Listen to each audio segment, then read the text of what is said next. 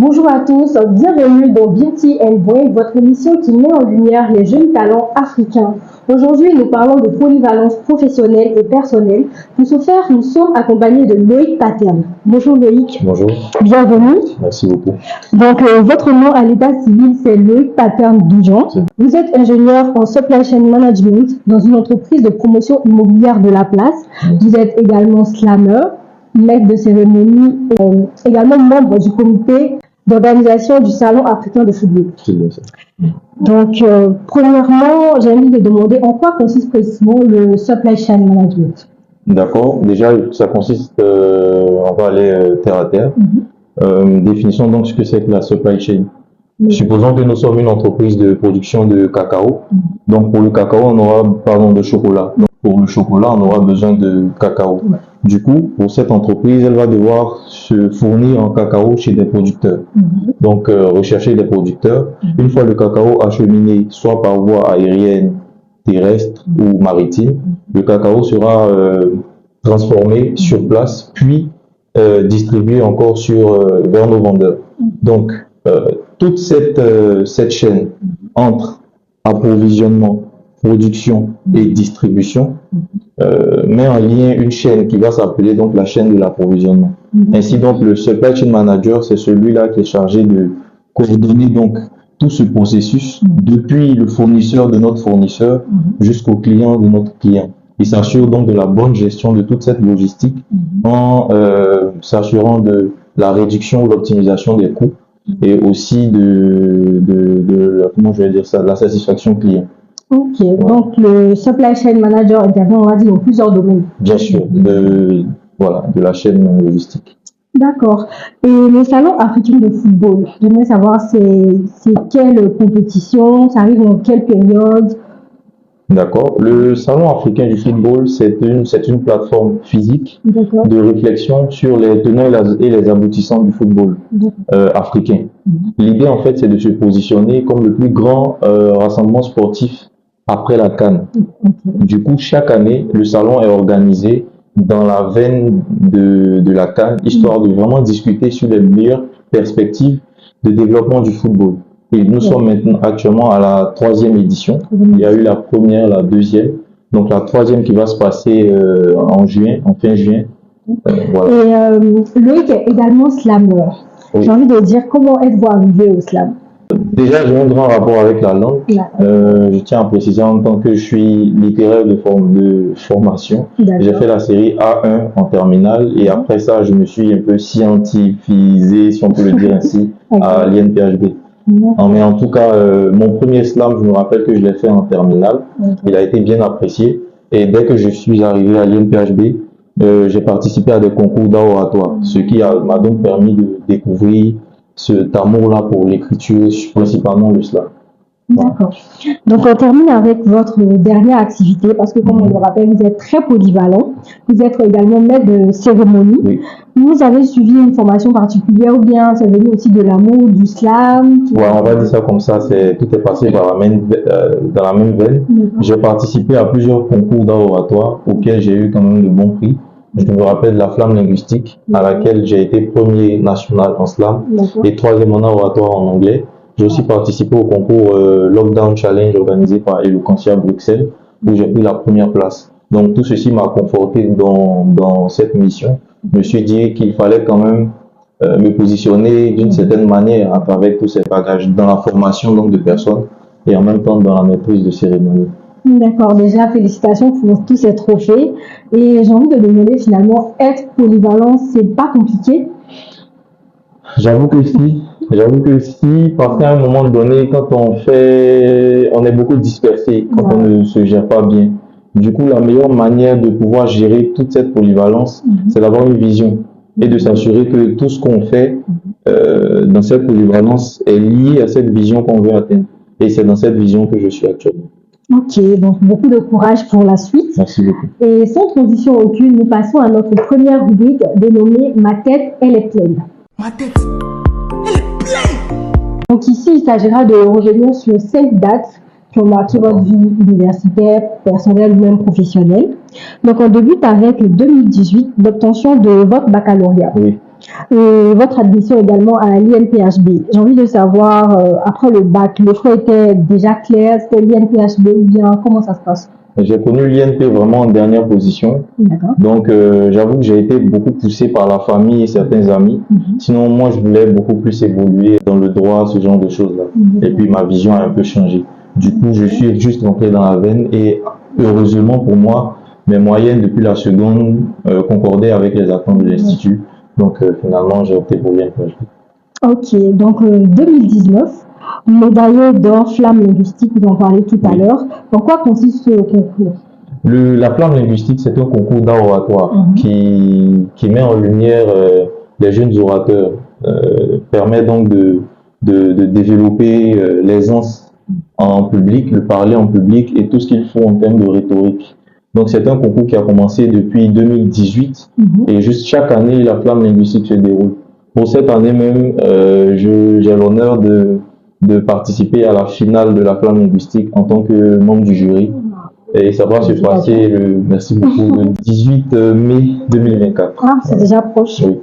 D'accord. Et maintenant, l'année 2020, votre admission en cycle ingénieur en supply chain management. Donc, comment se fait le choix de cette filière? Très bien. Au début, j'avoue que j'avais vraiment pas de notion sur le supply chain management. Et je voyais beaucoup plus la logistique comme juste l'art de soulever les chaises. Du coup, je m'étais vraiment pas intéressé à ça. C'est après plusieurs recherches que j'ai compris que c'était un domaine assez complexe et vraiment passionnant. Je suis une personne qui a tendance à ne pas vouloir rester assis, vraiment être en mouvement, toujours être en contact avec les autres. Donc, je me suis dit que ce serait une très bonne opportunité. Du coup, j'ai passé le concours avec en choix la logistique parmi mes choix. Et par la grâce de Dieu, j'ai été admis dans des conditions assez difficiles quand même. Mais quand même, voilà, j'ai été admis dans le choix que, voilà. Et vous ne le regrettez pas aujourd'hui? Vraiment pas, parce que c'est vraiment ce à quoi je m'attendais. Super. Et ensuite, on a l'année 2022, médaillé d'or championnat inter-école basket, c'est ça? Oui. Vous avez dit tout à l'heure que vous êtes membre du comité d'organisation du Salon africain du football. Et là, vous êtes médaillé au championnat inter-école basket. Oui. Voilà, comment ça s'explique? Je veux savoir, parce que le foot et le basket, c'est quand même différent. Oui. D'accord. Bien, déjà, je suis basketteur de nature, mais j'adore le sport. Du coup, en étant au Salon africain, c'est quand même quelque chose qui me conforte dans ma passion pour le sport. Sinon, si j'ai mentionné la victoire aux inter-écoles, c'est parce que déjà, mon école n'avait jamais gagné de championnat inter-école. Et quand je suis venu en première année, je faisais partie de l'équipe et on était à 2 doigts de remporter la coupe. La seconde année, je suis passé capitaine d'équipe. Et avec les nouvelles recrues, nous avons mis en place un système assez important, basé principalement sur le mindset, sur l'esprit d'équipe et sur les performances individuelles. Et ce qui nous a valu donc la victoire en cette année-là et l'année qui a suivi. Du coup, pour moi, ça a été quand même, c'est quelque chose d'inoubliable et de vraiment particulier pour ma vie. Je comprends. On termine avec 2023, l'obtention de votre diplôme d'ingénieur. Oui. J'ai envie de dire une fierté. Oui, très grande fierté parce que ça couronne un peu tous mes efforts. Je précise qu'à l'INPHB, quand on offre le cycle court, on n'a aucun diplôme jusqu'à après 5 ans. Du coup, imaginez quelqu'un qui est renvoyé à 2 ans ou à 3 ans, il n'a pas de diplôme du tout. C'est une bataille vraiment pendant 5 années qui se couronne par un diplôme avec la mention excellent. Du coup, il y avait toute ma famille qui était présente, j'avais une grosse dose de stress, mais avec la prière et les encouragements, avec la bosse bien sûr, tout s'est très bien passé et j'en suis vraiment heureux. Et nous sommes heureux aussi pour vous. Loïc Paterne-Doujon est un jeune polyvalent et ambitieux qui va apporter sa partition à l'évolution de notre société. Toutefois, cette même société a souvent des préjugés sur certaines professions. Nous allons passer à la deuxième rubrique intitulée 5 sur 5. L'objectif est simple. Ici, nous allons revenir sur 5 préjugés liés à votre profession. Et vous allez nous dire si c'est des vérités ou si ça reste des contre-vérités. Ok, d'accord. Donc, premier préjugé, quelqu'un qui est polyvalent, c'est quelqu'un qui manque de spécialisation.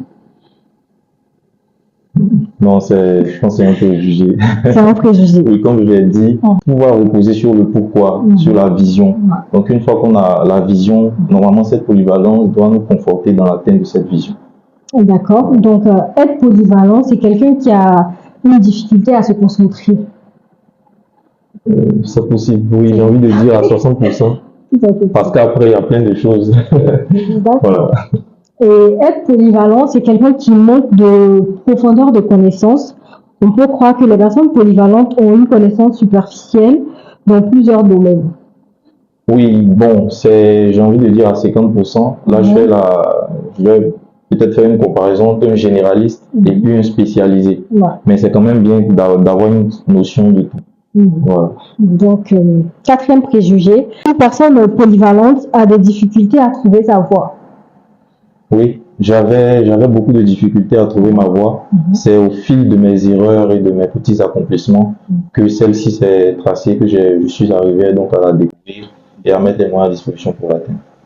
D'accord. Et cinquième préjugé, une personne polyvalente a du mal à exceller.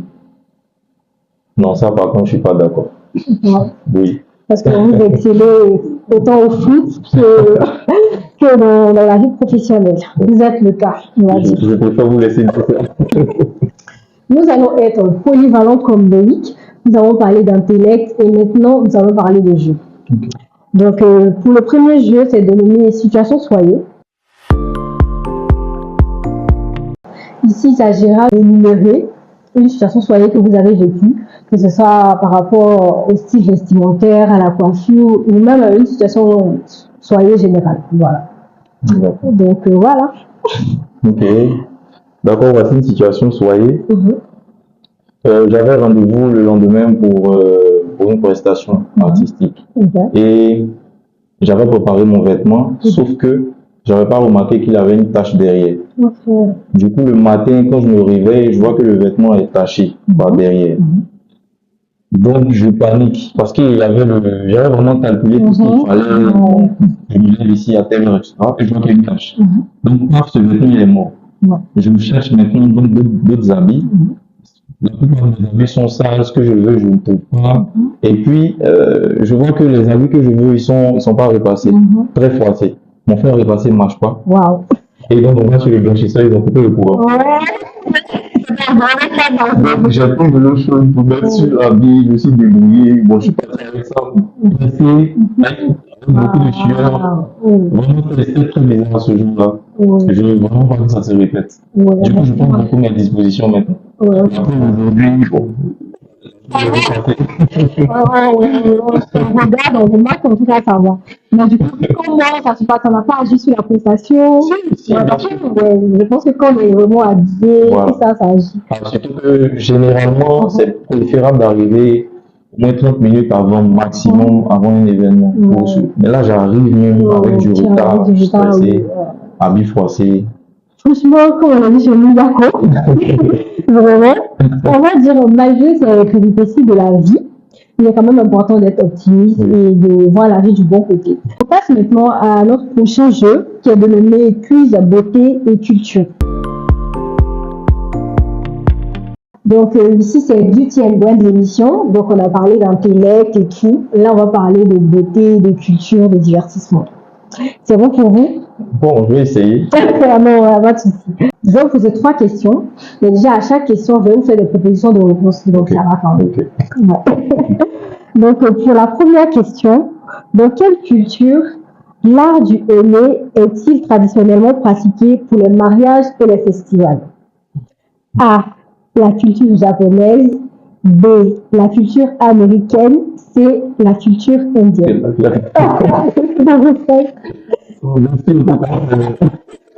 Après longtemps réfléchi, je pense que c'est la culture indienne. Mais ça va, tu vas en fait, ça va. Donc, deuxième question, de quel auteur est cette citation? La véritable polyvalence réside dans la capacité à exceller dans plusieurs domaines sans jamais sacrifier la qualité. On a Leonardo da Vinci, Léopold Sédar Senghor et C. Molière. Leonardo da Vinci. C'est une bonne réponse. C'est une bonne réponse, fini. Donc, avec déjà, on a la moyenne, donc c'est déjà bon. Je faisais par élimination, Molière, c'est pas dit ça. Senghor. Voilà, on a aussi. Donc, troisième et dernière question. Quel célèbre acteur est souvent cité comme un exemple de beauté masculine classique? On a A. Will Smith, B. Brad Pitt et C. Denzel Washington. Je reprends la question. C'est quelle question? Un célèbre acteur est souvent cité comme un exemple de beauté masculine classique. Will Smith, Brad Pitt et Denzel Washington. Will Smith. Je savais que c'était pas. Malheureusement, c'était Brad Pitt. C'est pas grave, tu t'en sors sur 2 sur 3, c'est pas mal. Alors Loïc, on passe à notre dernier jeu qui fait appel à la mémoire. Il va falloir faire preuve de concentration et de rétention. Le principe est simple. Quand je vais vous poser une première question, vous n'allez pas répondre. Et lorsque je vais vous poser une deuxième question, vous allez devoir donner la réponse à la première question. Et ainsi de suite. C'est bon?